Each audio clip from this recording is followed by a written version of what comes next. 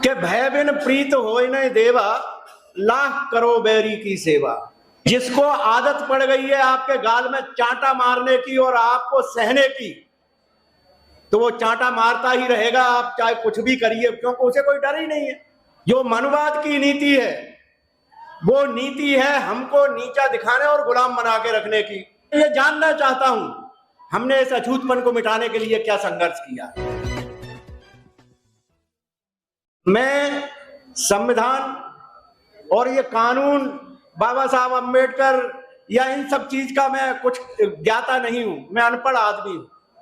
और ये आप भी सोच लीजिए, किताबों में ज्ञान नहीं मिलता है, ज्ञान मिलता है संघर्ष से, और धरती पर चलने पर मालूम पड़ता है कि कंकड़ कहाँ है पैर में और कहाँ जूता पहन के हमको किस तरह से चलना है।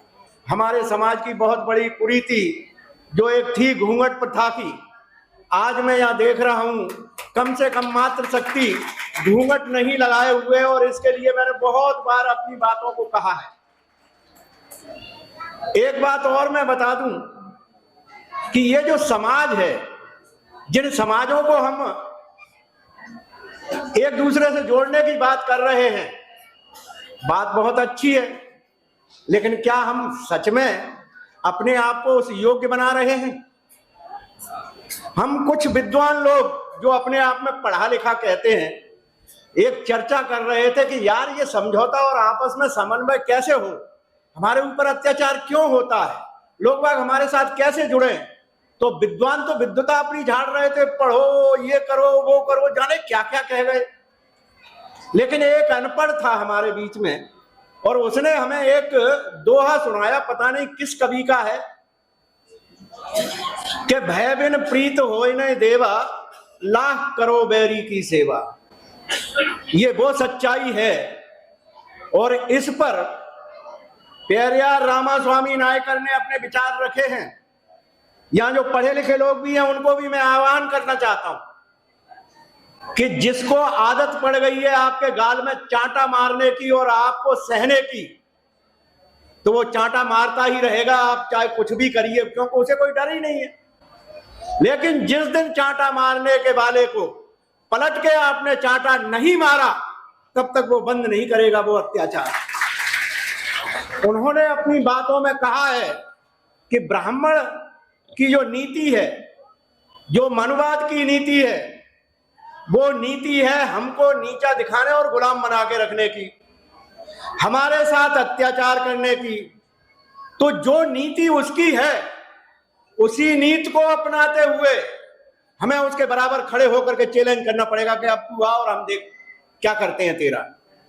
तो इसलिए जो जैसा उसके लिए वैसा बनाने की जरूरी है। अगर आप ऐसा नहीं करेंगे तो मात खाते रहिए। अभी हमने ग्वालियर में एक किस्सा देखा, 3 किस्से बड़े अच्छे हुए हैं। समाज को जोड़ने की जरूरत नहीं, समाज को मजबूत बनाने के 3 किस्से बड़े मजबूत हुए। ग्वालियर में एक किस्सा हुआ कि बाबा साहब डॉक्टर अंबेडकर की स्टेचू को हम लगने नहीं देंगे। एक अनिल कुमार मिश्रा एडवोकेट थे, उन्होंने कहा हम लगने नहीं देंगे चाहे कुछ भी हो जाए। मैंने कहा बहुत अच्छा काम कर रहा है ये व्यक्ति, अगर मूर्ति लग जाती तो हम सब मान लेते कि यार ये तो सबके प्रयत्न से है, बाबा साहब से किसी को कोई घृणा नहीं है, 70 साल हो गए, लोग बाग हमें स्वीकार करने लगे हैं। लेकिन उसने ये संकल्प लेने के बाद इस आंदोलन में कोई दूसरी जाति का शामिल नहीं हुआ, SC ST OBC किसान मजदूर और हम सब लोग अपने शामिल हुए। हमने उसको धन्यवाद देते हुए एक शब्द कहा, मैंने मिश्रा जी आपने जो काम किया है बहुत अच्छा किया, जो बाबा साहब डॉक्टर अंबेडकर की स्टेचू न लगने का सार्वजनिक तौर पर संकल्प लिया। कल तक हमारे जितने भी भाई थे वो जब आप सड़क पे निकलते थे तो पंडित जी पायलागन कहते थे, और आपने ये तमाचा ऐसा मारा है कि अब वो हमारे भाई जूता लेके आपको ढूंढ रहे हैं कि कहीं मिल जाओ तो हम तुम्हारी ठुकाई कर दें। ये जो भय निकला है, ये जो भय निकलना चाहिए था, ग्वालियर संभाग में अब कहीं भी चले जाओ, पंडित जब निकलता है तो वो डरता है कि कहीं अकेला फंस गया तो पता नहीं कौन मारेगा, गवाह भी नहीं मिलेगा।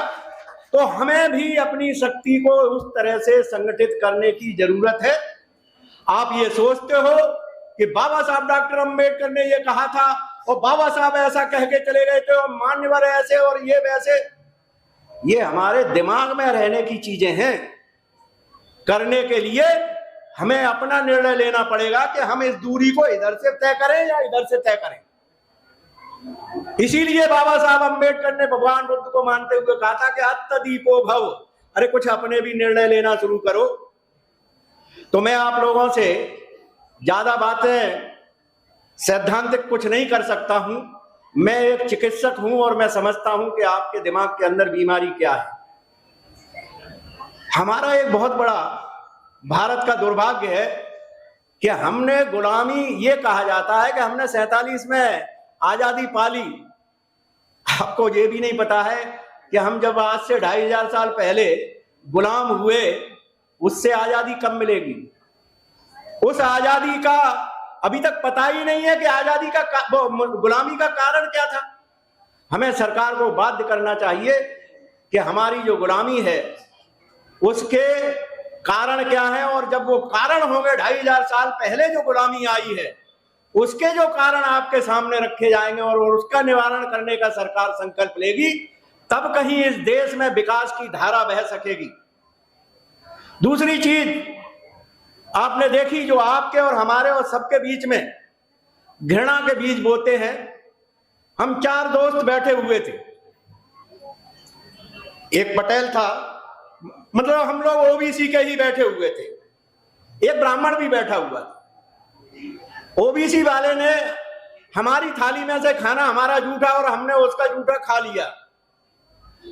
पंडित जी ने बड़े आराम से धीरे से कहा, अरे यार अब तुम्हारे ये दिन आ गए, चमार की थाली में खा रहे हो। और हम लोगों के बीच में विघटन पैदा हो गया कि अरे हमको ऐसा नहीं करना चाहिए। यही समाज की सबसे बड़ी बुराई है। आज हम लोगों में जितने भी वर्ग हैं अनुसूचित जाति के, वो अहंकार में पल रहे हैं और एक दूसरे को नीचा दिखाने के लिए नेता तो लगे रहते हैं। देखो एक बात मैं बता दूं, अगर काउंसलर का यहाँ चुनाव हो और मैं भी उम्मीदवार हूं और कोई दूसरा भी उम्मीदवार है, तो एक दूसरे की कमियां तो छांटेंगे और टिकट लेने के लिए भरसक प्रयत्न करेंगे। लेकिन असली लड़ाई तो वोट डालने की है। और ये आप देखिए, सीखिए, ठाकुर ब्राह्मण बनिया कहीं भी चले जाओ, टिकट चाहे कांग्रेस से ले ले, बीएसपी से ले ले, वो वोट डालते हैं अपनी पार्टी को, अपनी पार्टी को जो उनकी है। और हमारे लोग वोट का क्या दुरुपयोग करते हैं, ये आप सब लोगों को कहने की ज्यादा हमें जरूरत नहीं है, समझने की जरूरत है। ये वोट आपकी सबसे बड़ी धरोहर है।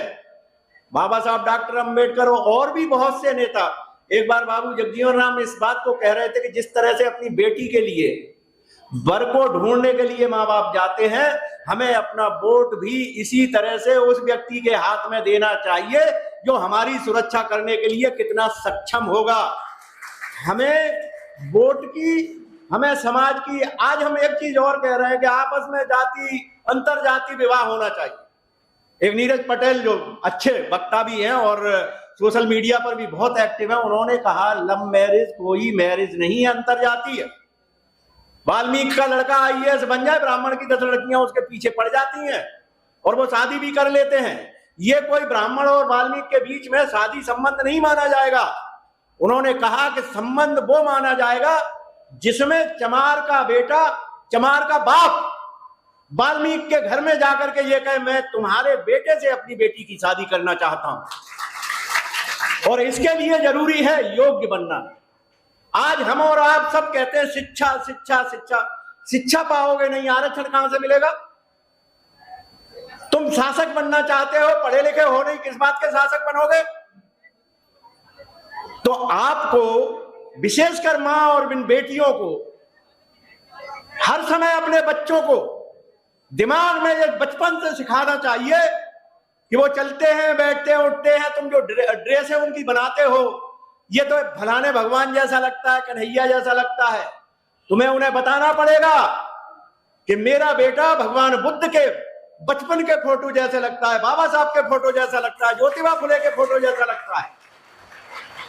जब ये भावनाएं आप अपने अंदर पैदा करोगी, अपने बच्चे के गर्भ में आते ही आप सोचना शुरू करोगी कि मेरा बेटा कैसा होना चाहिए, और उसकी सूरत में अगर आप भगवान बुद्ध, बाबा साहब और इस तरह के जो भी आप विचार लाते हो, मैं ये बात आपको गारंटी के साथ कहता हूं, ये प्राकृतिक गुण है कि मां जैसा सोचती है बालक वैसा ही पैदा होता है। हमारे दिमाग को इस देश में आरएसएस ने पढ़ लिया। हम कोई भी काम करते हैं, आरएसएस उसकी बड़ी आसानी से काट बना देती है और हमारे अंदर जहर भेजती है और हम उसमें फंस जाते हैं। आप सोचेंगे शायद मैं ऐसे ही तुक्का मार रहा हूं। जब 18 में अनटचेबिलिटी एक्ट को न्यूट्रलाइज किया गया सुप्रीम कोर्ट के द्वारा, तो ये मत सोचना कि ये सुप्रीम कोर्ट का जजमेंट था, ये आरएसएस के उन लोगों का जजमेंट था जो सुप्रीम कोर्ट में बैठे थे और हम लोगों को भड़काने के लिए था, क्योंकि 19 में चुनाव आ रहे थे। उसके बाद एक आंदोलन तय कर दिया गया, हमको आपको किसी को नहीं पता कि नेता कौन है, कि 2 अप्रैल को हम आंदोलन करेंगे, और 2 अप्रैल को आंदोलन करके उसको कितना ज्यादा खूनी संघर्ष ग्वालियर मध्य प्रदेश में बनाया गया, जहां आरएसएस का पुराना गढ़ है। उसका परिणाम क्या निकला? जब अनटचेबिलिटी शेड्यूल कास्ट के लोग वोट की बात करने लगे, तो ओबीसी का जो आदमी, जो हमारा भाई है, हमारे संग जुड़ना चाहिए था, मुसलमान जो अनपढ़ है, अशिक्षित है, जो हमारे साथ खड़ा रहता था, उसने कहा अरे अगर ये शेड्यूल कास्टों को अधिकार मिल गया तो ये घर में घुस के हमारी बेटी खींच ले जाएंगे।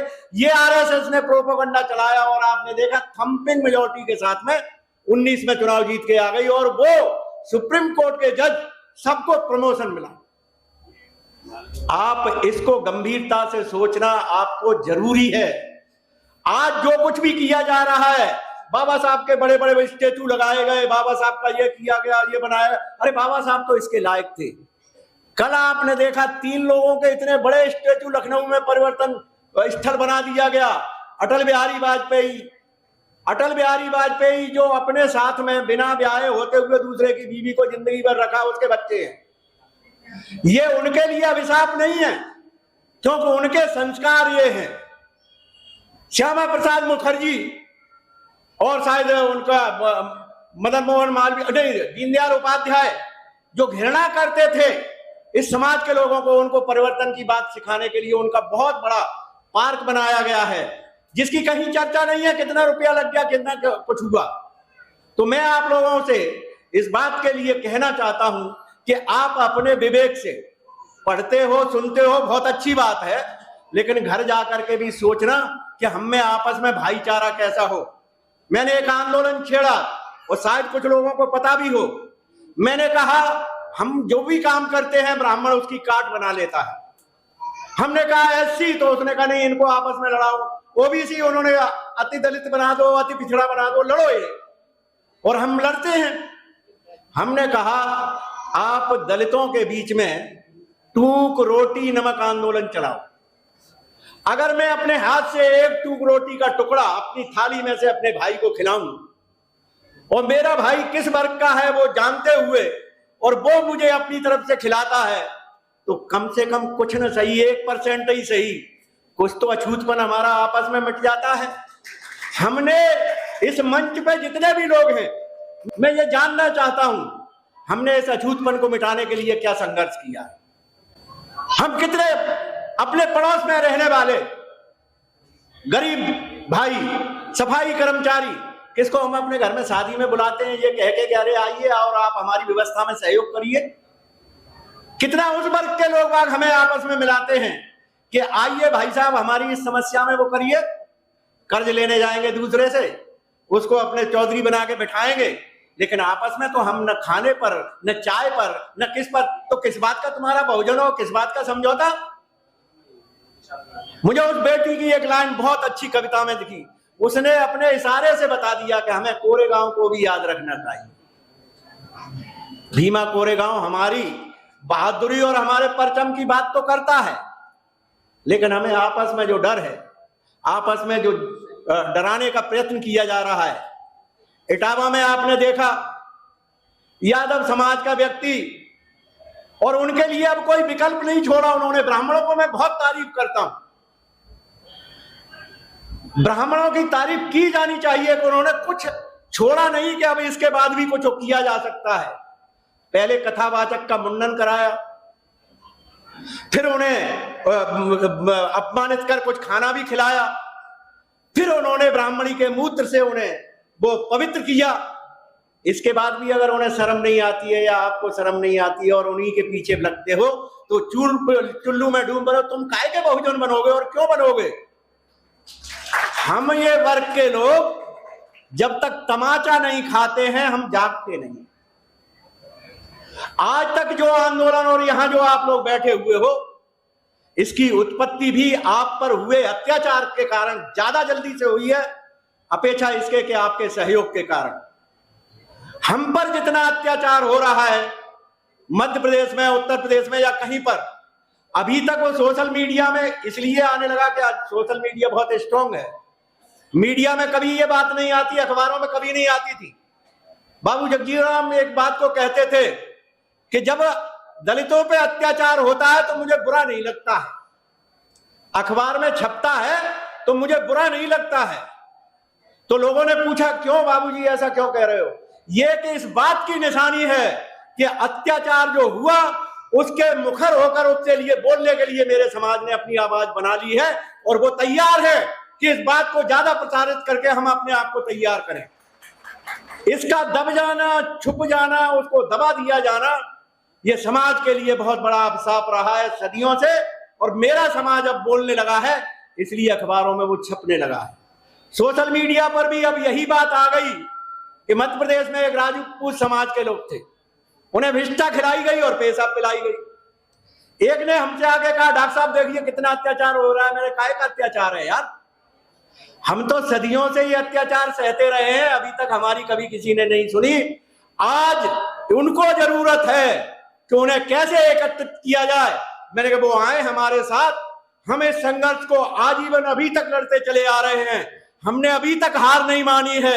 हमें जरूरत है उनकी, अगर वो जरा सा भी हमारा साथ दे दे तो हम इस अंधविश्वास और पाखंडवादी नीति को, इस गुलामी को हम तत्काल छुटकारा दिलाने के लिए आगे आ सकते हैं।